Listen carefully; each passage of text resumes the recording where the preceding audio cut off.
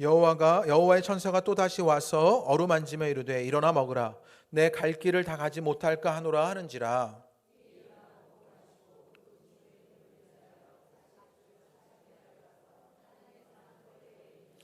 아멘. 할렐루야. 오늘 예배하시는 여러분 가운데 주님의 큰 은혜가 있게 되시기를 주님의 이름으로 축복합니다. 할렐루야. 우리 옆에 계신 분들, 앞뒤에 계신 분들에게요, 또 우리 한 주 만에 뵙게 되는 얼굴들을 반가워하면서요, 우리 밝은 표정으로 반갑습니다 그렇게 한번 인사하시지요. 반갑습니다. 네, 네, 네. 또 우리 말씀에 빗대어 낯뜨거운 인사 한번 다시 해보려고 그러는데요. 오늘 어떻게 옆에 있는 분들에게 인사하시냐면요, 당신의 천사가 되겠습니다. 이렇게 집사님의 천사가 되겠습니다. 이렇게 낯뜨거워서 차마. 네. 오늘 말씀을 들으시면 그 천사가 무엇인지 아실 수 있을 것 같은데요. 그렇게 서로에게 천사가 되는 일들이 있게 되기를 바랍니다. 이번 주에 제가 영화 한 편을 봤는데 요즘에 굉장히 화제가 되고 있는 영화입니다. 조커라는 영화인데 제가 혼자 가서 영화를 보고 왔는데요. 영화가 조금 혼란스럽기도 하고요. 굉장히 침울하기도 하고 폭력적이기도 합니다. 그래서 좀 이렇게 예배 시간에 교회에서 추천해 드릴 만한 그런 영화는 아닌데, 배트맨 시리즈에 나오는 악당 조커가 어떻게 악당이 되었냐, 이것을 설명하는 내용이 이 영화의 줄거리입니다.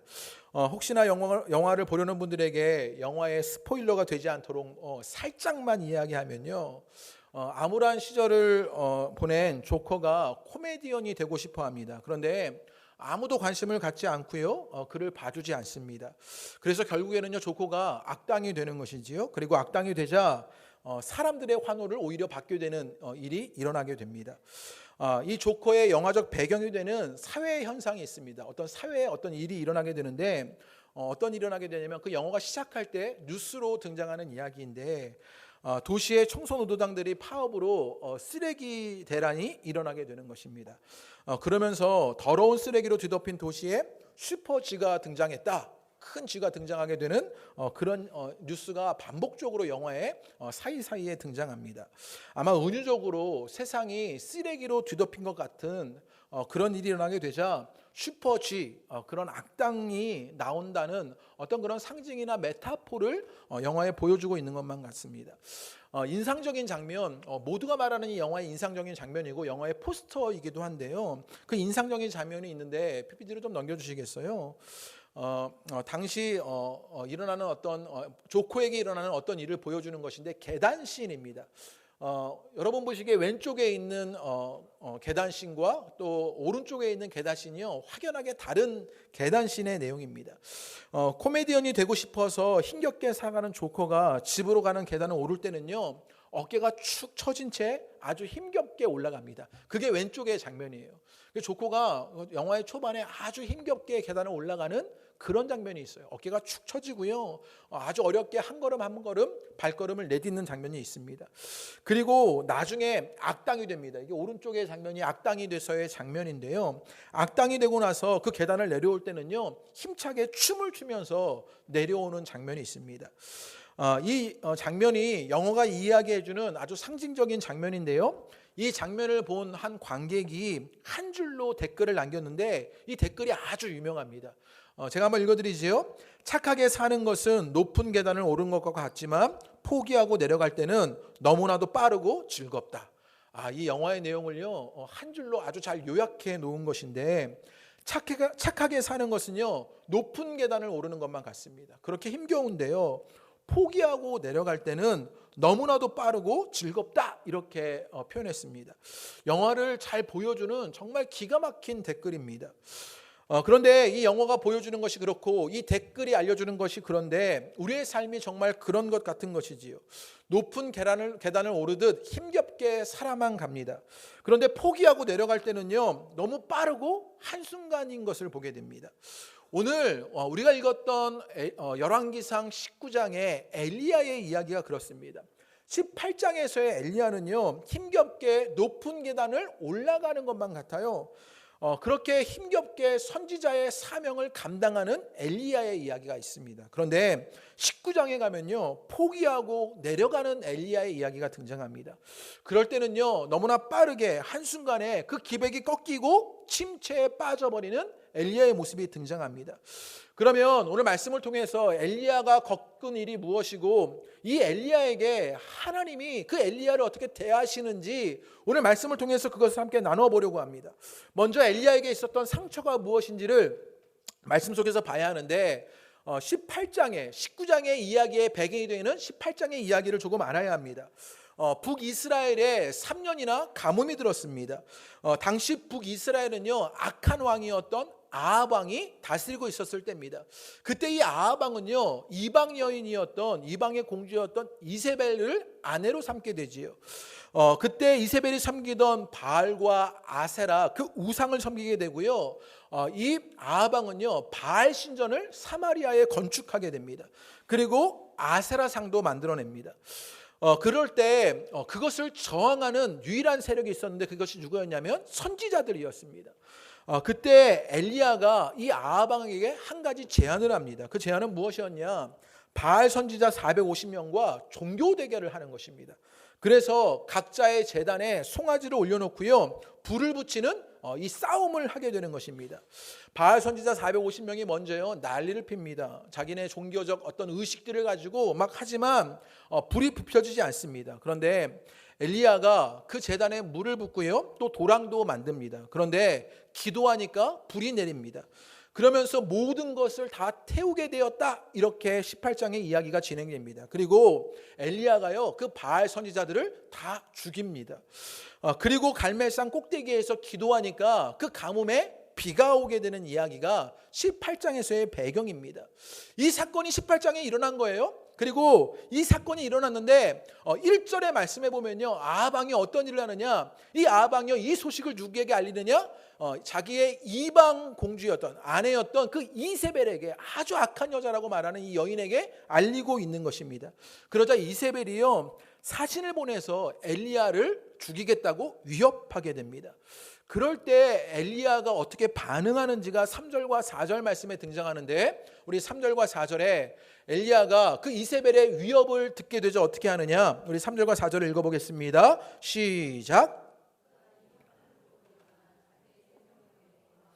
유다에 속한 부엘세바에 이르러 자기의 서한을 그곳에 머물게 하고 자기 자신은 광야로 들어가 하룻길쯤 가서 한 로뎀 나무 아래에 앉아서 자기가 죽기를 원하여 이르되 여호와의 넉넉하오니 지금 내 생명을 거두시옵소서, 나는 내 조상들보다 낫지 못하니이다 하고, 지금요 이스벨이 위협하게 되자 그 위협을 피해서 도망갔습니다. 어디까지 갔냐면 부엘세바로 갔다라고 말합니다. 그리고 로뎀 나무 아래에서 생명을 거둬달라고 하나님께 호소하고 있는 엘리야의 모습을 보게 됩니다. 18장부터의 이야기로 지금 엘리야가 부엘세바 그리고 하룻길 더 가서 광야로 도망갔던, 그래서 로뎀 나무 아래에 있는 이 엘리야의 과정 속에서 엘리야의 모습을 한번 지켜볼 필요가 있는데요. 지금 엘리야가 겪었던 모습을 보면 18장에서 19장에 이어져 오는 엘리야가요 바알 선지자들과 정말 승리하기 어려운 싸움을 하고 있습니다. 또 그 싸움에서 승리하고요 그들을 모두 죽이는 일을 하게 됩니다. 또 3년간의 가뭄에서 비가 내리게 합니다. 기도하는, 그 비가 내리는 일들을 위해서 기도하는 장면이 18장 42절의 말씀에 등장하는데요. 42절의 말씀에 보면 땅에 꿇어 엎드려 그의 얼굴을 무릎 사이에 넣고 엘리야가 기도하는데요. 갈멜산에서 기도하는데 무릎 사이에 얼굴을 넣고 기도하는 거예요. 야, 여러분 하실 수 있겠어요? 엘리야가 기도하는데요 무릎 사이에 얼굴을 넣고, 광야 기도했다 한번 해보시기를요. 예. 엘리야가 기도하는데 땅에 무릎을 꿇고 무릎 사이에 얼굴을 넣고 파묻고는요 막 간절히 기도하는 것입니다. 그런데 그냥 기도했겠습니까? 정말 간절하게 하나님께 외치며 기도했겠지요. 여러분 정말 간절히 기도해 본 경험이 있으십니까? 그렇게 간절히 기도하고 나면요 잠깐 기도해도 진이 빠지는 것 같은 그런 일들을 겪게 됩니다. 엘리야가 지금 바알 선지자들과 싸워야 했지요. 그들을 다 죽여야 했지요. 진이 빠지도록 기도해야 하는 일들이 있었습니다. 또 18장 45절과 46절의 말씀에 보면요 아합 왕이 먼저 마차를 타고 출발하게 됩니다. 그런데 엘리야가요 따라잡아요. 네. 엘리야가 따라잡는 일들이 일어납니다. 거의 20km 이상을요 엘리야가 따라잡는 일이 일어나게 됩니다. 그리고 이세벨의 위협에 갈멜산에서 부엘세바까지 도망가게 됩니다. PPT를 넘겨주시면요 갈멜산이 어디냐면 제일 왼쪽에 있는 네모박스가 있는 곳, 그곳이 갈멜산이에요. 톡 튀어나오는 고개에 있는 산이요 갈멜산이고, 부엘세바는 어디냐면요 제일 밑에 저 하얀 네모가 있는 바로 위에 지점이요 부엘세바입니다. 그러니까 북이스라엘 끝에서 지금 남유다 끝까지 부엘세바까지, 거기에다가 하루 길을 더 가서 광야로 내려간 것이지요. 그러니까 저 거리가 적은 거리가 아니에요. 정말 엄청난 거리를 지금 엘리야가 도망가고 있었던 것이지요. 여러 가지 일들 속에서 18장과 19장에서 이어져 오는 이야기들 속에서 엘리야가 수많은 일들을 겪지요. 위협성에서 탈진하며 기도하기도 하고요. 그 위협 속에요 부엘세바까지 도망가는 일들도 있습니다. 그럴 때 엘리야가 겪게 되는 것은 무엇이냐? 아마 엘리야는요 육체적으로 아주 고단했을 것입니다. 육체적으로 너무나 고단한 나머지 아마 엘리야가 탈진한 상태가 된 것 같아요. 로뎀나무 아래에서 기대어서 나를 죽여달라고 하나님께 호소하고 있는 것이요. 탈진한 엘리야가 그렇게 침체에 빠져버린 것이지요. 지금 엘리야가 겪고 있는 어려움은요 그렇게 다 탈진한 상태가 된 것이고, 그것으로 인해서 죽어달라고 그렇게 영적인 침체에 빠져 있는 것입니다. 어쩌면 하루하루의 우리의 삶이 그렇지 않습니까? 힘겹게 계단을 오르는 그런 삶을 사는 것만 같습니다. 몸에는 계속 부대끼지만 해야 할 일들이 산더미 같지요. 삶이 그렇게 고달프면요 아무런 의욕이 생기지 않는 것이 이 땅을 살아가는 우리들의 모습이기도 합니다. 기도도 되지 않고요, 예배가 되지도 않고요, 말씀이 들어오지도 않습니다. 탈진의 상태에 빠져버리는 것입니다. 그렇게 몸이 탈진하게 되면요 영적 침체에 빠져버리게 되는 것이요. 현대인들이 겪게 되는 어려움이 그런 번아웃되는 탈진하는 어려움들 아닙니까? 아침 일찍 일터로 가야 하는 것이요. 우리 고양시에 사시는 우리 많은 성도님들이요, 우리 고양시에 사시는 성도님들은요 아침마다 그 먼 곳 서울로요 부지런히 출근해야 하는 것이요. 출퇴근만으로도 여러분 너무나 지쳐버리는 일들을 겪게 되는 것이요. 그런데 직장에 가면요, 일터에 가면 몸을 불살라 일해야 합니다. 그리고 누더기가 되어 퇴근하고 나면요 아이들과 놀아줄 힘이 없는 것이지요. 마음의 여유가 생기질 않는 것입니다. 탈진하여서 침체에 빠지는 것이지요. 아이를 키우는 엄마들을 한번 보시지요. 아이들 키우는 엄마들을 보시면요 몸이 빨려나가는 것만 같습니다. 일부 예배도요 제가 이렇게 얘기하니까 아무도 공감을 못 하시는 거예요. 그래서 아기 키운 지가 다들 오래되셔가지고 궁금하시면요 저 뒤에 시온이가 있는데 이따가 10분만 안아보셔요. 팔이 끊어지는 것만 같죠. 아이를 키우는 일이 얼마나 어렵습니까? 잠시도 쉴 틈을 주지 않는 것이요. 내가 어떻게 생겼는지 거울 한번 볼 여유가 없는 것, 육아의 어려움들 아닙니까? 그런 어려움들 속에서 쉴 틈이 없게 되자 다 탈진해 버립니다. 탈진해버린 나는요 끊임없이 날카로워지고요 공격적으로 변하고 원망하고 불평하는 일들이 입에 달려있는 것을 보게 됩니다. 내가 다 타버린 것만 같은 것이지요. 그렇게 탈진한 사람들은요 말씀이 들어오지도 않고 기도도 되지 않아요. 예배를 드려도 그 예배에 그저 쉬고 싶은 마음만 가득한 뿐이지요. 그래서요 영적인 침체에 빠져들게 되는 것이요. 특별히 18장에 등장하는 이 엘리야는요 아주 영웅적으로 묘사돼요. 그 하는 일이 정말로 놀라워요. 바알 선지자들을 다 이겨내지요. 그리고 그 가뭄에서 비가 오는 그 놀라운 일들도 하게 됩니다. 그런데 19장에요 완전히 탈진해버린 일들이 일어납니다. 그러면 왜 탈진하게 되었느냐를 보게 되는데, 우리 1절 말씀을 보면 이렇게 얘기합니다. 우리 1절 한번 읽어보겠습니다. 시작. 아합이 엘리야가 행한 모든 일과 그가 어떻게 모든 선지자를 칼로 죽였는지를 이세벨에게 말하니, 18장에서 엘리야가 온 힘으로 하나님이 어떤 분인지를 보였습니다. 하나님이 이런 분이라는 사실을요 바알 선지자를 이겨내는 것으로, 그 우상들을 깨트려 버리는 것으로, 그리고 그 가뭄에서 비가 오는 것으로 하나님을 보여냈어요. 그래서 아합 왕이 하나님께 돌아가기를, 이 나라가 하나님의 나라로 회복되기를 기대했던 것이지요. 그런데 아합 왕이요 이 일이 일어나면 아합 왕이 어떻게 해요? 하나님께 무릎을 꿇고, 하나님 제가 죄인입니다. 신전을 만들었습니다. 그 바알 신전을 깨트리고 아세라 상을 부수겠습니다. 이렇게 반응해야 하는데 이 아합 왕이 어떻게 했냐면요 쪼르륵 이세벨에게 가고 있는 거예요. 지금 엘리야가 탈진할 수밖에 없는 이유가 여기에 있는 것이지요. 지금 그 아합 왕이요 이세벨에게 가버리고 마는 것입니다. 10절의 말씀에 보면요 그 끝에 이런 구절이 있습니다. 주의 제단을 헐며 칼로 주의 선지자들을 죽였으며 오직 나만 남았거늘 그들이 내 생명을 찾아 빼앗으려 하나이다. 이런 구절이 있어요. 지금요 이스라엘 자손들이요 이 엘리야를 죽이려고 하는 일들을 하고 있는 것입니다. 엘리야가 호렙산으로 갔을 때 지금 하나님이 묻게 되니까 엘리야가 대답하는 장면에서 엘리야가 이렇게 하나님께 호소하고 있는 거예요. 그런데 뭐라고 대답했냐면 그들이 내 생명을 빼앗으려 합니다. 이렇게 말했던 것이에요. 그들은 누구냐면 이 이스라엘 자손들을 이야기하는 거예요. 그런데 18장 39절의 말씀에 보면 바알 선지자가 다 죽게 되는 그 일을 보게 되었을 때 이 이스라엘 자손들이 어떻게 했냐면요 여호와는 그의 하나님이시다 이렇게 말했어요. 여호와 그는 하나님이시다 이런 선포를 막 했던 사람이에요. 그리고 바알 선지자는 죽이는 일에 함께 했던 것이 그 이스라엘 자손들이었습니다. 그런데 자기 편에 있었던 그 이스라엘 자손들이요 지금 뭐하고 있어요? 엘리야를 죽이려고 하고 있는 것이지요.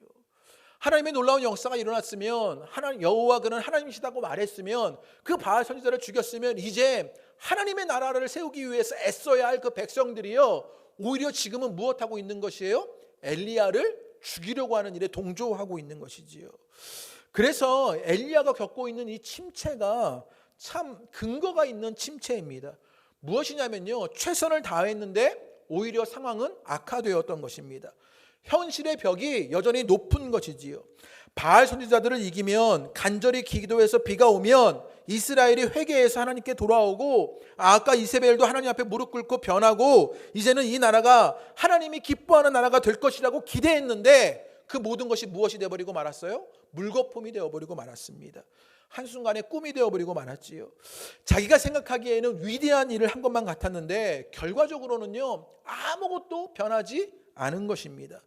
자신의 힘으로 극복할 수 없는 한계에 맞부딪힌 것이지요. 우리도 그렇지 않습니까? 이럴 때 우리도 영적으로 침체하고 탈진해 버립니다. 노력하고 기도했는데 되질 않는 것이지요. 최선을 다하고 정성을 들였는데 좌절하게 되는 일들이 일어나는 것입니다. 그러면 하나님 계시는가? 이런 생각이 문득 찾아오는 것입니다.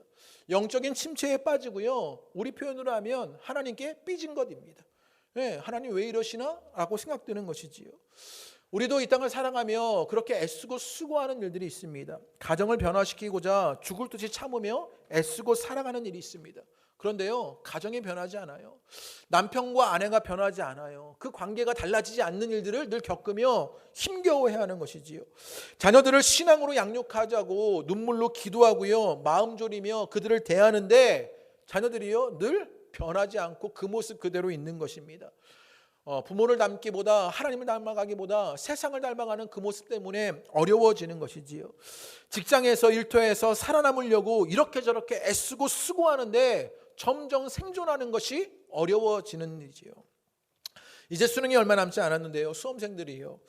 고생하며 공부했는데 시험의 결과가 기대했던 것과 다른 것이지요.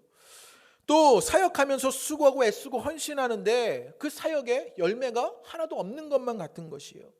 그러자 탈진하고 영적 침체에 빠져들게 되는 것이요. 그런데 지금 엘리야가 자신이 기대했던 그것이 나타나지 않아서 지금 영적 침체와 탈진에 빠지게 되는데 더 근본적으로 엘리야 자신에게 있었던 문제점들이 오늘 말씀에 보여지게 되는 것을 봅니다.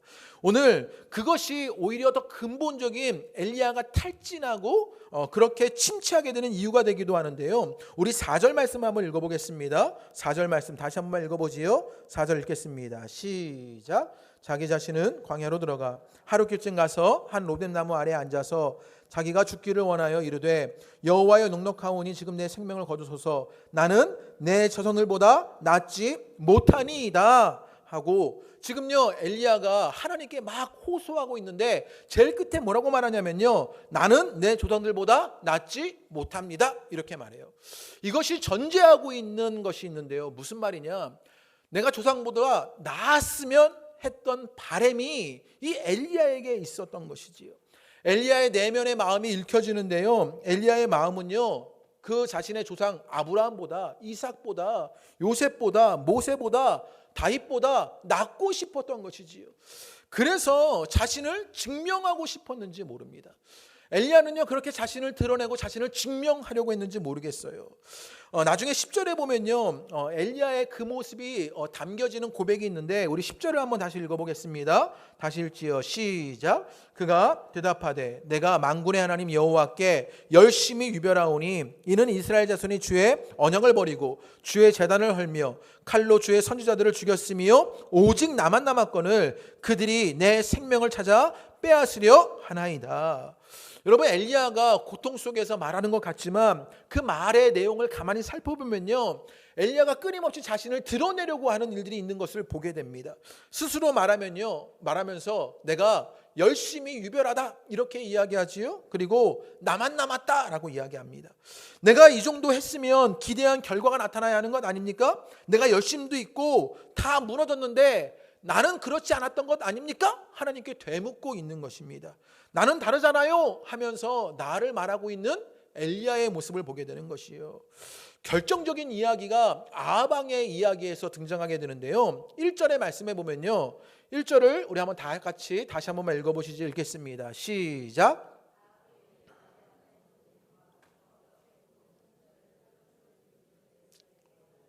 네, 이것을 문제의식을 가지고 읽어보면요 참 문제가 있는 이야기입니다. 왜냐하면 아합이 이세벨에게 간 것도 문제가 되지만 지금 아합이요 뭐라고 얘기했는지를 봐야 하는데 지금요 18장의 이 일은 엘리야가 한 것이지만 엘리야는 도구였고 하나님이 하셨던 일이지요. 그런데 1절의 말씀에 보면 아합 왕이요 뭐라고 이야기하냐면 엘리야가 행한 모든 일과 그가 어떻게 모든 선지자를 칼로 죽였는지라고 말합니다. 여러분 엘리야가 기대했던 것은요 아합 왕이 회개하고 하나님께 돌아가는 것이었습니다. 이스라엘이 변화되는 것이었습니다. 이세벨같이 악한 여자가 심판받는 것이었습니다. 그런데 아합 왕이 본 것은요 하나님이었습니까? 엘리야였습니까? 엘리야를 보고 있었던 것이요. 아합이 엘리야가 행한 모든 일과 이렇게 1절에서 말하고 있지요. 아합 왕은요 엘리야가 무엇 했다고 말하고 있지 하나님이 하셨다라고 고백하지 못하고 있는 것을 보게 되는 것이요. 엘리야의 문제가 어디 있었는지가 보여집니다. 엘리야는요 하나님께로 돌아가야 한다고 주장합니다. 하나님의 나라가 임해야 한다고 말합니다. 그런데 엘리야가 하는 그 사역 속에 그 일들 속에 엘리야는요 어쩌면 끊임없이 자신을 증명하고 싶었는지 모릅니다. 자신을 보여내고 싶었는지 모릅니다. 사람들이 자신을 알아주기를 기대했는지 모릅니다. 인정받기를 원했는지 모릅니다. 자신이 드러나기를 기대하게 되는 것이에요. 어쩌면 우리가 우리의 가정에서 무엇인가를 최선을 다해서 하려고 하고요. 우리의 가정이 변화되고 달라지는 일들을 기대하는데 그 일을 통해서 내가 하려고 했던 것은 나를 증명하고 싶었던 것 아닙니까? 내가 이런 사람이다라고 보여내고 싶었던 것 아닙니까? 가정에서 내가 인정받기를 원했던 것 아닙니까? 일터나 또 공동체에서 그렇게 열심을 다하여 무엇을 했는데 내 삶을 통해서 하나님이 나타나기보다는 나를 증명하려고 했고 나를 보여내려고 했던 그 실수와 실패가 내게 있었던 것은 아닙니까? 3절에 보면 엘리야가 왜 영적 침체와 탈진하게 되었는지를 또 알려주게 되는데 3절 말씀에 이렇게 얘기합니다. 그가 이 형편을 보고 이것이 중요한데요. 지금 뭐라고 이야기하냐면요. 엘리야가 지금 그것을 지금 이세벨이 위협하게 되는 일을 일어나게 되었을 때 엘리야가 본 것은 그 형편이었습니다. 충실대의 김혜경 교수님이요 이 현실의 현자를요 이렇게 번역했는데 현실할 때 현자가 있지 않습니까? 이 현자를요 왕자의 볼견자 왕자가 있잖아요. 왕자가 있고 볼견자가 이렇게 있습니다.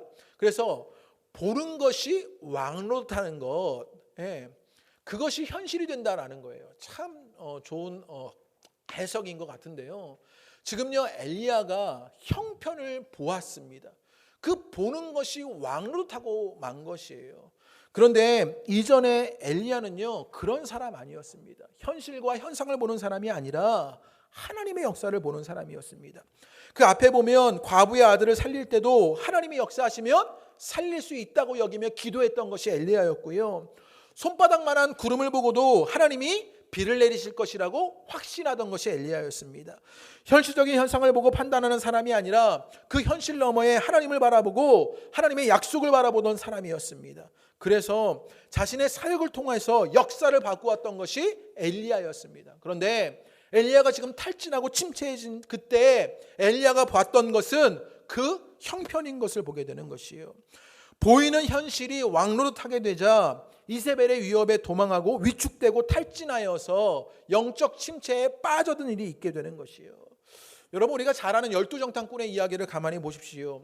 12정탐꾼이요, 가나안을 정탐하고 나서 10사람의 정탐꾼은요, 그 형편을 보니 우리는 메뚜기 같다라고 이야기하게 됩니다. 그런데 여호수아와 갈렙은 무엇을 봤습니까? 하나님의 약속의 말씀을 붙잡습니다. 하나님의 약속의 말씀을 봅니다. 그러자 가나안 땅을 점령할 수 있다고 고백하게 되는 것이요. 여러분, 베드로와 예수님의 이야기에서 베드로가 물 위를 걷게 됩니다. 예수님을 볼 때는요, 물 위를 걷는데 바다를 볼 때는요, 물에 빠져들게 되는 것이요. 여러분, 우리가 보는 것이 형편입니까? 아니면 하나님입니까? 내가 오늘 영적 침체에 빠지고 탈진하게 된 것, 어쩌면 내 형편만 바라보는 우리의 어리석은 눈 때문이 아닙니까? 보이는 현실이 내게 왕노릇하고 있었던 것 아닙니까? 그러면 나는 그렇게 나를 증명하려고 하고 나를 드러내려고 하고요, 보이는 현실이 왕노릇하듯 살아가는 것이 우리들의 모습인데, 그래서 영적 침체에 빠지고 탈진하게 되는 일들이 우리 가운데 일어날 때 중요한 건 무엇이냐? 그 엘리야를 하나님이 어떻게 대하시는가입니다. 하나님이요, 그 엘리야를 어떻게 대하시냐? 5절에서부터 8절의 말씀입니다. 우리 한번 읽어보겠습니다. 5절에서부터 8절의 말씀 다 같이 읽어보시지요. 시작.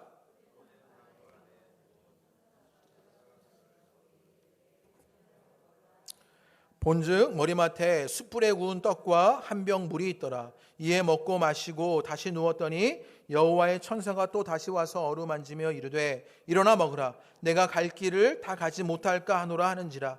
이에 일어나 먹고 마시고 그 음식물의 힘을 의지하여 40주 40야를 가서 하나님의 산 호렙에 이르니라. 지금 엘리야에게 일어나는 일, 그런 엘리야요. 지금 엘리야는요, 자신을 증명하려고 자신을 보여내려고 했습니다. 자신의 형편만 보며 현실이 왕노릇하게 되는 그 일에 겪고 있는 엘리야. 그래서 영적 침체에 빠지고 탈진했던 엘리야에게 하나님이 어떻게 대하시는지를 보게 되는데요, 엘리야가 어떻게 하느냐면요, 누워 잡니다. 그리고 어떤 일이 일어나게 되냐면요, 천사가 와서 어루만집니다. 그리고 먹이셔요. 그리고 또 엘리야가 누워 자는 일들이 있게 되는 것이에요. 하나님이 엘리야를 대하시는 모습을 잘 봐야 하는데, 엘리야가요, 로댓나무 아래에서 죽고 싶습니다 말하게 되는데, 엘리야에게 하나님이 뭐라고 말씀하시느냐? 야, 광화문에도 안 나오는 너를 생명책에서 제하겠다, 이런 말씀하시지 않으셨어요. 개그인데 아무도 안 통해가지고요. 시사적 개그를 해보려고 했는데 잘 안 통하는 것 같습니다. 너를 생명책에 제하겠다, 뭐 이런 말씀하지 않으셨어요. 하나님이 어떻게 하셨냐면요, 하나님이 그 쭈그려 앉아있는 엘리야에게, 침체에 빠지고 탈진한 엘리야에게 여러분 묻거나 따지지 않으셨어요. 탈진하고 침체한 엘리야에게 잠을 주십니다. 그리고 어루만지십니다. 먹이십니다. 이 장면이 제게 너무 좋은 거예요. 그렇지 않으십니까? 탈진하고 침체한 엘리야에게, 엘리야 너 뭐하니? 너 그러면 너 선지자직 박탈해버릴 거야. 너 생명책에서 제하해버릴 거야. 하나님이 이렇게 말씀하지 않으신다고요. 잠을 주시고요, 어루만지시고 먹이십니다. 여러분, 걱정과 염려와 근심이 많으면요, 잠이 오질 않습니다. 약이 오르고 성이 나면요, 잠을 이룰 수가 없습니다. 그런데 엘리야가요, 지금 누워 잡니다. 그가 얼마나 평안한지, 그가 얼마나 담대해지고 있는지를 지금 성경이 보여주고 있는 것 아닙니까? 또 만짐, 천사가요, 어루만져주는 일들이 일어나게 됩니다. 저 이게 참 공감이 가는 거예요. 어루만져주는 일이요. 제가 예전에 성경 공부할 때 이 이야기를 많이 성경 공부를 나누는 분들과 나눴는데, 제가 예전에 몇 년 전에 침을 맞으러 갔는데 등에 막 부항을 뜨고 물리치료를 받고요, 막 침을 막 여러 개 맞지 않습니까? 그리고 이제 딱 일어나 앉았는데 그 간호사 한 분이요, 등을 막 쓰다듬어 주시는 거예요. 맨 등을. 그게 왜 침 맞으니까 따끔따끔하고 부항하니까 아프니까 막 이렇게 막 어루만져 주시는 거예요. 막 이렇게 비벼 주시는데 그때 문득 깨달아지는 게 있는 거예요. 왜 이렇게 손이 따뜻하고 좋지? 낯선 여자가 만져서 좋은 게 아니야. 연세가 좀 지극히 드는 그런 분이었어요. 그런데 제가 어떤 생각이 들었냐면, 누가 날 만져주질 않는구나, 잘. 그런 생각이 들었어요, 그때 문득. 그러면서 어떤 생각이 들었냐면, 우리 남자분들 누가 만져주질 않는구나. 만지지도 못하고 만져짐을 당하지도 않아. 그래가지고요, 뭔가 어루만져주는 그런 일들이 일어나지 않는 거예요. 그런데 제가 그때 이렇게 어루만져주는데 뭔가 착 와닿는 거예요. 아, 이거구나. 그래서 제가 성경 공부할 때 여성분들에게 남편들 꼭 만져주라고, 어깨를 이렇게 쓰다듬어 주라고, 등을 이렇게 다독여 주라고 그렇게 여러 번 당부드렸었거든요. 지금요, 엘리야가 로뎀나무 아래에서 죽고 싶다를 말하는데요, 천사가 와서 어루만져 주는 거예요. 여러분, 그 어루만져 주는 손길이 엘리야에게 아마 어머니의 손길 같지 않았겠습니까? 네, 여러분 어릴 적에 배 아프다 그러면요, 할머니들이요, 내 손은 약손, 네 배는 똥배 막 이러면서요 배를 어루만져 주잖아요. 예, 알게 모르게 그 기억이 너무 좋지 않습니까? 나를 어루만져 주셨던 그 할머니의 손길이요. 할머니의 손길이 너무나 거친데도요, 예, 이렇게 어루만져 주면 너무 좋아요. 우리 남성들은요, 지금 배가 아프다 그러면 약 먹어. 예, 또 아파. 아유, 지겨워. 뭐 이런 소리나 듣는데, 지금요, 엘리야를요, 그 탈진한 엘리야를, 영적 침체에 빠진 엘리야를요, 어루만져 주시는 하나님이요. 이 하나님이 무엇을 바라보고 무엇을 집중하고 계시는지를 알 것만 같지 않습니까? 하나님이 그렇게 어루만져 주십니다. 그리고요, 하나님이요, 천사를 통해서 어떻게 하시느냐? 먹이십니다. 잘 먹이십니다. 탈진하고 영적 침체에 빠진 엘리야에게 너 그렇게 믿음이 없냐? 운동 안 하니? 게을러서 그런 것 아니야? 그렇게 타박하거나 구박하지 않으시고요, 먹이십니다. 힘이 빠져서 기진한데 이럴 때가 아니다, 일어나라, 그렇게 말하지 않으시고요, 엘리야를 먹이시는 하나님의 일을 보게 되는 것이요. 저는요, 우리의 가정이, 우리 교회가 이런 일들이 일어나게 되기를 주님의 이름으로 축복합니다. 네, 잠을 편하게 주무시는 일이 있게 되는 것이요. 네, 오늘 설교 시간에 잘 주무시는 분 괜찮습니다. 네, 네, 잘 재워지는 그 평화가 있어야 하는 것이죠. 네, 탈진한 분에게는요, 그 잠이 필요한 거예요. 그 잠이 있어야 하는 것이요. 그리고 어떻게 합니까? 어루만져지는 것이요. 옆에 분들 한번 어루만져줘 보세요. 예. 예. 이거 만져지질 않고 만져지지도 않아요. 이게 우리 사회의 아픔이죠. 예. 누가 나를 어루만져주는 일들이 있지 않은 것이요. 이게 어색한 것이요. 어루만져지는 교회 되기를 바랍니다. 잘 먹이는 것이요. 얼마나 좋은 일입니까? 너 오늘 왜 예배 안 드렸어? 그러니까 먹지 마가 아니라, 예, 너 사역하는 것도 아닌데 먹지 마가 아니라 잘 먹이는 교회. 저는요, 그런 사역하고 싶습니다. 잘 재우고요, 잘 어루만지고요, 잘 먹이는 그런 목사가 되고 싶어요. 하나님이 지금 엘리야에게 하시는 일이 그런 모습이 아닙니까? 그랬더니 엘리야에게 일어난 일이 무엇입니까? 엘리야에게 일어난 일이 8절의 그 끝에 보면요, 그 음식물의 힘을 의지하여 라고 말합니다. 잘 자고요, 어루만져지자, 그가 잘 먹자, 어떻게 됐냐면 힘을 의지하게 됐다라고 말합니다. 엘리야가요, 힘이 난 것이지요. 하나님은 어떤 하나님이냐? 탈진하고 지친 그 엘리야에게 묻지도 따지도 않으시고요, 힘을 주시는 하나님이라고요. 그 하나님을 만나는 여러분 되시기를 주님의 이름으로 축복합니다. 여러분, 하나님은요, 그렇게 엘리야에게 새 힘을 주신 하나님입니다. 그리고 8절에 힘을 의지하여서 이제 엘리야가 어디로 가게 되느냐? 어디로 가게 됩니까? 8절의 말씀에 보면 호렙산에 이르느니라 이렇게 얘기하지요. 하나님의 산 호렙에 이르니라 이렇게 얘기합니다. 9절의 말씀에 보면요, 그 끝에 보면요, 엘리야에게 하나님이 물으실 때 내가 어찌하여 여기 있느냐라고 말하면서 여기라고 강조하고 있습니다. 그 뒤에 말씀에도 보면요, 똑같은 질문을 하시면서 여기라고 강조하게 되는데, 그곳이 어디였냐? 호렙산이에요. 지도가 나오는데 호렙산이 지도에 없는데요, 더 밑에 호렙산 있어요. 그 호렙산에서 이제 하나님이 엘리야와 대화하고 있었던 것이지요. 그러면 호렙산이 어떤 곳입니까? 우리는 호렙산이라기도 하고요, 신의 산이라고도 하는데, 호렙산은요, 모세가 하나님을 만난 장소입니다. 하나님의 계명을 받은 곳이 이 호렙산이고요, 이스라엘이 하나님과 언약을 체결했던 거룩한 곳이 호렙산입니다. 호렙산은요, 하나님이 이스라엘 백성에게 자신을 처음으로 드러내신 곳이 호렙산입니다. 호렙산은요, 그런 곳이에요. 그런데 지금 예레미야가 어디에 있어요? 호렙산에 있는 것이지요. 또 호렙산까지 간 시간을 8절의 말씀이 알려주는데요, 40주 40야를 갔다 이렇게 얘기합니다. 의미가 있지 않아요? 지금 며칠을 간 거예요? 40일을 갔다 이렇게 알려주고 있는 것입니다. 이 이야기는 엘리야가 지금 40일을 갔다는 그런 어떤 시간적 정보를 주고 싶은 것이 아니에요. 이 40이라는 숫자는요, 상징적인 숫자예요. 여러분, 성경에서 40이라 그러면 어떤 의미가 있는 숫자입니까?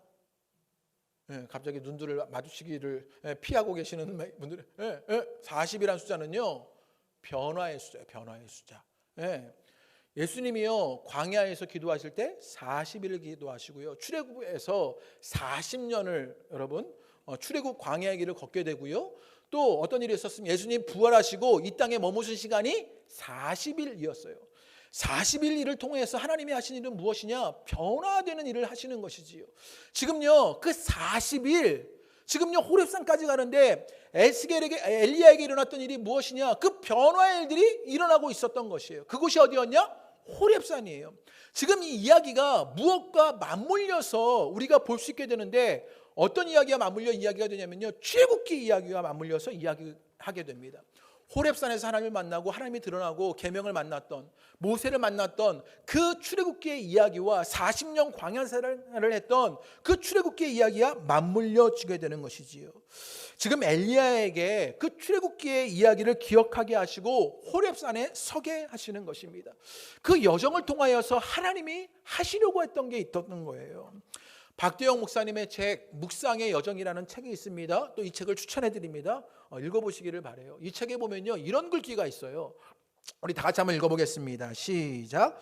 우리가 찾아가는 것이 아니라 우리가 하나님이 우리를 먼저 찾아오신 여정이며 하나님을 찾는 여정인 동시에 하나님에 의해 내가 발견되는 여정, 즉 나를 찾아 떠나는 여정이라고 말하고 있다. 이렇게 이야기합니다. 지금요, 이 묵상이라는 여정을 통해서 여정이라는 것에서 이렇게 이 목사님이 풀어냈는데, 우리가 찾아가는 것이 아니라 하나님이 우리를 먼저 찾아오신 여정이라는 거예요. 그래서 그 찾아오시는 여정을 통해서 내가 발견되는 여정이라는 거예요. 하나님에 의해서 내가 발견되는 일이 있는 것이에요. 지금요, 엘리야가 먹고 힘을 내서요, 지금 호렙산으로 40일을 가게 되어 하나님이 엘리야에게 찾아오는 여정이 된 것이지요. 그 여정 속에서 출애굽의 이야기를 기억하고 호렙산의 일들을 떠올리기 시작합니다. 그러면서 엘리야는요, 하나님에 의해서 내가 발견되기 시작했던 것 아닙니까? 엘리야가 40일간 호렙산을 걸었던 그것은 하나님이 우리를 먼저 찾아오신 여정이고 하나님에 의해 내가 발견되었던 여정입니다. 그렇게 엘리야에게 하나님이 찾아오시고 하나님에 의해 자신이 발견됩니다. 나를 부르신 하나님, 나를 보내신 하나님, 그 하나님이 만나지게 되자 자신을 발견하게 되는 일이 있게 되는 것이요. 그리고 그 호렙산에서 엘리야가 겪게 되는 일이 있는데, 오늘 우리가 읽지 않았지만 우리 11절과 12절 말씀 한번 읽어보겠습니다. 엘리야가 어떤 일을 겪느냐? 하나님이 나타나 주시는데요, 강한 바람이 불고요, 지진이 나고 불이 있습니다. 그런데 거기에 하나님이 계시지 않아요. 우리 11절과 12절 말씀 읽어보겠습니다. 시작.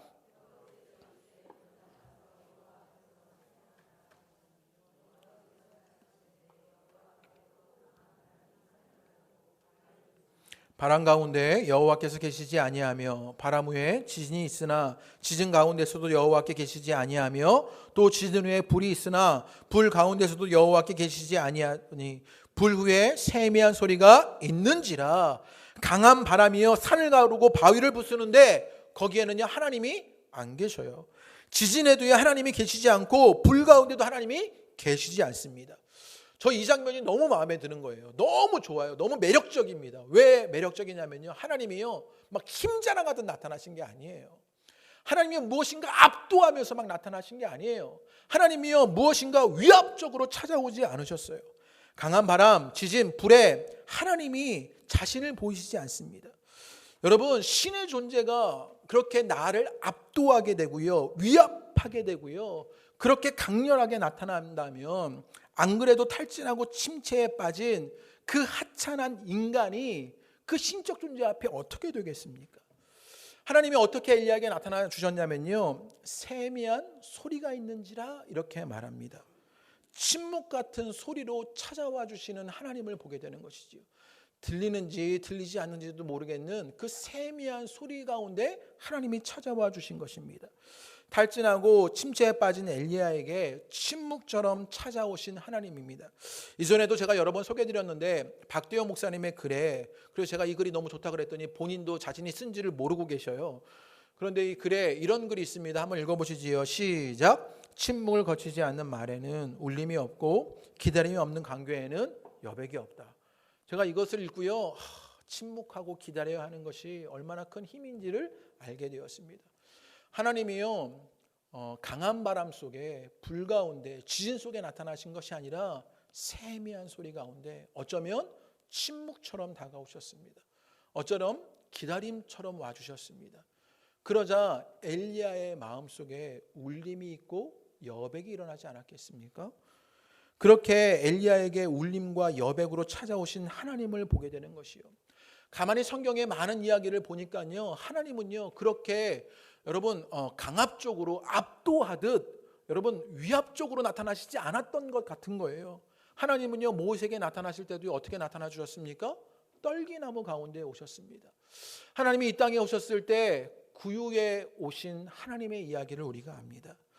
부활하셔서도 제자들에게 나타나셨을 때도요 강압적으로 위압적으로 짠 나타나신 것이 아니라 아침을 먹이시며 그들과 함께 하시는 하나님의 일이 있는 것을 보게 되는 것이요. 엘리야에게 다가오셔서요, 야 선지자가 너 지금 뭐 하는 거냐? 선지자인데 믿음도 없냐? 기도할 때 아니냐 지금? 이스라엘을 변화시키지도 못하냐? 그렇게 묻거나 따지지 않으십니다. 그저 재우고 어루만지고 먹이십니다. 힘을 주셔서 자기를 발견하게 하십니다. 그리고 침묵과 기다림 속에서 말씀하시는 것이요.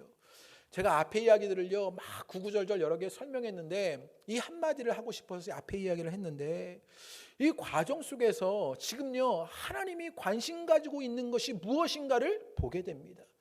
여러분 19장 이야기 속에서요 하나님이 정말 관심을 갖고 있는 것은요 엘리야 존재 자체입니다. 하나님이 목적으로 삼는 것은요 엘리야예요. 거기에 이스라엘이 어떻게 변화되는지, 아합왕이 어떻게 변화되는지, 엘리야가 어떤 사명을 감당해지는요 다음의 이야기예요.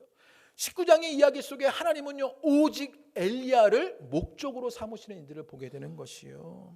엘리야가 어떤 성취를 이루는 도구나 수단이 아니라 하나님께는요 엘리야 자체가 그 존재가 목적이 되는 것을 보게 되는 것이요.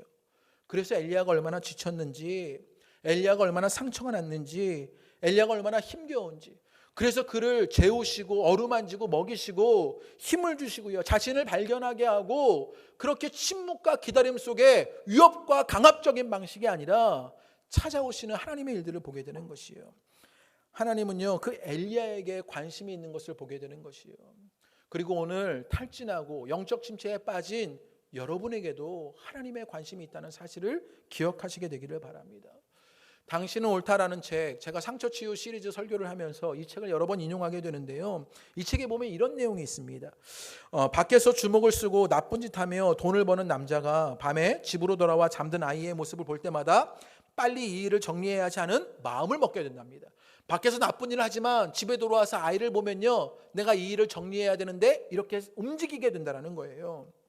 왜냐하면요 아이의 존재가 존재 자체를 자극하는 자극제이기 때문이랍니다. 조금 설명드리면 이렇습니다. 아이는 아빠에게 아빠 사랑해, 아빠랑 놀고 싶어, 아빠가 제일 힘세 라고 말하면서요 아빠의 존재 자체에만 반응하는 것이 아이들이라는 거예요. 아빠의 연봉이 얼마인지, 아빠가 키가 큰지 작은지는요 아무 상관이 없습니다.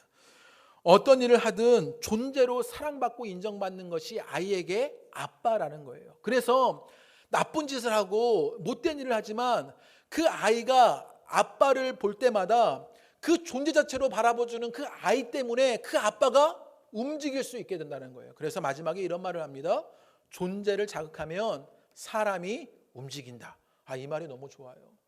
지금요 하나님은요 어떤 일을 하고 계셔요? 엘리야 존재 자체에 집중하고 계십니다. 관심을 갖고 계셔요. 그래서 그 존재 자체를 자극하니까 지금 엘리야가 움직일 수 있는 일이 일어나게 되는 것이요. 여러분에게 하나님이 이렇게 다가와 주시게 되기를 주님의 이름으로 축복합니다.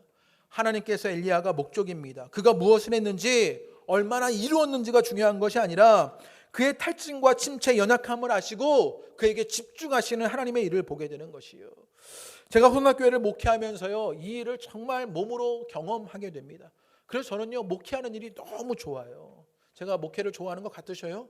네, 아무도 동의해 주지 않으셨어요. 예, 제가 목회를 좋아합니다. 예, 제가 그렇게 그냥 알려드릴게요. 예, 제가 호동학교에서 목회하는 걸 참 행복해하고 좋아합니다. 제가 유명해져서가 아니에요. 어떤 성취가 있어서도 아닙니다. 교회가 커졌기 때문도 아니에요. 업적이 생겨서도 아닙니다. 보시면 아시잖아요. 예, 뭐 여러분들이 저를 알아주셔서도 아니에요. 목회하며 형편없는 자신을 직면하려고 하는 것이 저의 모습입니다. 예, 설교를 하면서도 야, 오늘 설교 잘했다 그런 소리를 듣고 싶은 것이 저의 모습이지요. 일하면서 지치고 탈진하게 되는 것이 저이고요. 내 마음대로 되는 것 같지 않아 사역에 열매가 없는 것 같아 영적 침체에 빠지는 것도 저입니다. 그런데 하나님이요 저에게 너 목회 제대로 안 하냐? 부흥도 못 시키는 무능한 놈아 이제 때려쳐라 이러질 않으십니다. 제게 묻지도 따지지 않으시고 천사를 통해 강조하고 싶습니다.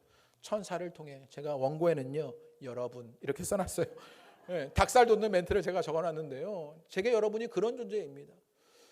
그런 천사들을 통해 평안히 재우시는 일이 있습니다. 어루만져 주시는 일이 있습니다. 먹여주시는 일이 있습니다. 힘이 없을 때 때로 힘을 주셔서 저를 발견하게도 하십니다. 위압적으로 강압적으로 나타나셔서 보이시는 게 아니라 저를 기다려 주십니다.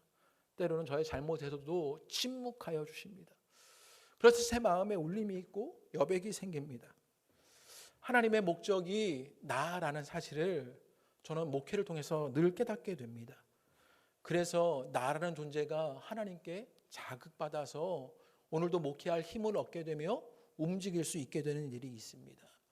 오늘 여러분에게도 그 일이 있게 되시기를 주님의 이름으로 축복합니다.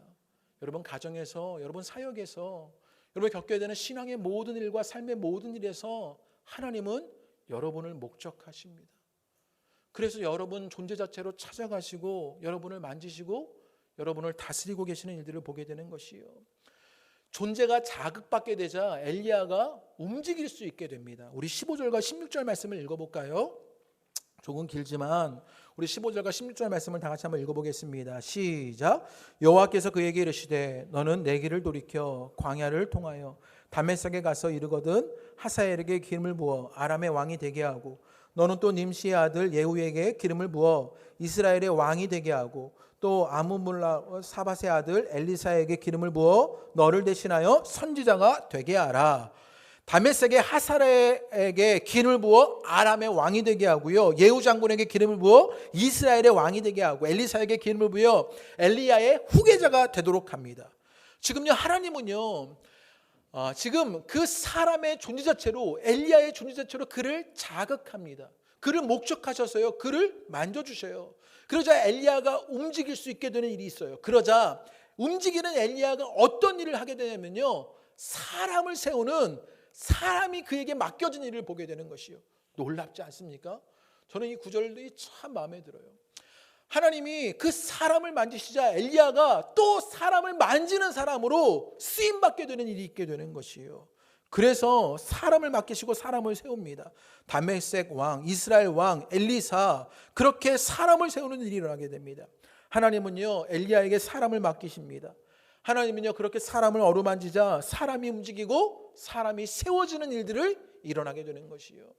오늘 하나님의 어루만짐을 그 하나님의 목적이 되는 여러분을 통하여서 여러분이 움직이게 되고 그것으로 여러분을 통하여 사람이 맡겨지게 되고 사람이 세워지는 일들이 있게 되시기를 주님의 이름으로 축복합니다. 열왕기하 8장에서 10장의 말씀에 보면요 그렇게 기름 부었던 세웠던 예후와 하사엘과 엘리사가 어떤 일을 하게 되느냐 모든 바알의 우상 숭배자들을요 타파하게 되는 그런 일을 하게 됩니다. 엘리야는 그것 하지 못했는데 그 사여진 사람들을 통해서 그 일이 이어져 가게 되는 것이요. 여러분 그리고 엘리야에게 어떤 일이 일어나게 되느냐 18절의 말씀에 보면요 바알에게 무릎 꿇지 아니한 사람 입 맞추지 아니한 사람 7,000명을요 하나님이 붙여주시는 일들을 보게 됩니다. 그리고 19절의 말씀에 보면요 19절 제가 초반만 읽어보면 엘리야가 거기서 떠나 사밧의 아들 엘리사를 만나니 라고 말합니다. 엘리야가 누구를 만났어요? 엘리사를 만나게 되는 일이 있습니다. 사람을 붙여주셔요. 사람을 어루만져주시는 하나님이요 그 하나님을 통해서 사람이 어루만져지게 되자 사람이 움직여지고요 사람을 세우게 되고 사람이 붙여지는 일들이 일어나게 되는 것이요. 참 놀라운 일 아닙니까? 하나님은 그렇게 엘리야 존재 자체로 그를 목적하심으로 그에게 찾아오셔서 그를 움직이시자 사람이 세워지게 되고요, 사람이 붙여지는 일들이 있게 되는 것이요. 여러분에게도 이 은혜의 역사가 있게 되시기를 주님의 이름으로 축복합니다. 말씀을 마치려고 합니다. 혹여나 여러분 탈진해 계시지 않습니까? 삶이 고달파서 힘겨워하고 계시는 것은 아닙니까? 그것 때문에 기도도 되지 않고 찬양도 되지 않고 말씀도 익혀지지 않는 영적 침체를 겪고 계시는 것은 아닙니까? 어쩌면 우리의 모습이 나를 증명하려고 하고 내 형편만 보는 그 모습에서 지쳐버렸던 것은 아닙니까? 그때 이 엘리야를 만나주셨던 하나님을 만나는 은혜가 있게 되시기를 바랍니다. 재워주시는 하나님, 어루만지고 먹이시는 하나님, 그렇게 힘을 주셔서 자기를 발견하게 하시는 하나님, 침묵과 기다림으로 찾아오시는 하나님, 나를 목적해 주시는 그 하나님을 만나는 은혜가 여러분 가운데 있게 되기를 주님의 이름으로 축복합니다. 존재 자체가 자극받자 그러자 움직일 수 있게 되는 것이요, 여러분을 통해 사람이 세워지고 여러분에게 사람이 부셔지는 은혜가 있게 되시기를 주님의 이름으로 축복합니다. 우리 함께 찬양하시지요. 우리 내 영혼은 안전합니다. 함께 찬양합니다. 내 아버지 그 품 안에서